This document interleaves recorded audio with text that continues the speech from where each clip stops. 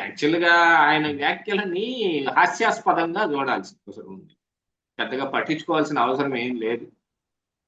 పోనీ ఆయన కమ్మ వాళ్ళకి వరకు పెట్టింది ఏం చెప్పండి? కమ్మ వాళ్ళు అంటే మరి ఇప్పుడు ఇది చంద్రబాబు నాయుడు గారి సామాజిక వర్గం అది కాబట్టి ఆ పార్టీలో ఉండాలని అర్థం వచ్చేటట్టుగా మాట్లాడారు నేను.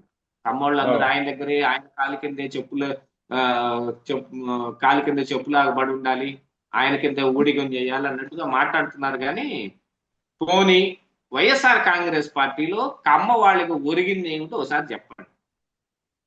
ఏం ఒరిగింది కమ్మోళ్ళందరికీ? వైసీపీలో ఈయన ఏం చేశాడు తీసుకొచ్చి? కొడాలి నాని లాంటి వాళ్ళకి వాళ్ళ నోటు దురుసు కోసం చంద్రబాబు నాయుడు గారిని తిట్టివ్వటానికి ఆయనకి ఒక 2.5 సంవత్సరాలు మంత్రి పదవి ఇచ్చాడండి. అంతకు మించి ఆయన వరగబెట్టింది ఏం లేదు. మా చిలకలూరుపేటలోనే మర్రి రాజశేఖరు కమ్మాయినే ఆయన, ఆయన తండ్రి గారి దగ్గర నుంచి పనిచేస్తా ఉన్నాడు. ఆయన్ని కూరలో కరేపాకులాగా తీసి పక్కన పడేసి విడదల రజనీని తీసుకొచ్చి సీట్ ఇచ్చాడు ఇక్కడ. ఆ ముందు దాకా విడదల రజని తెలుగుదేశం పార్టీలో ఉంది.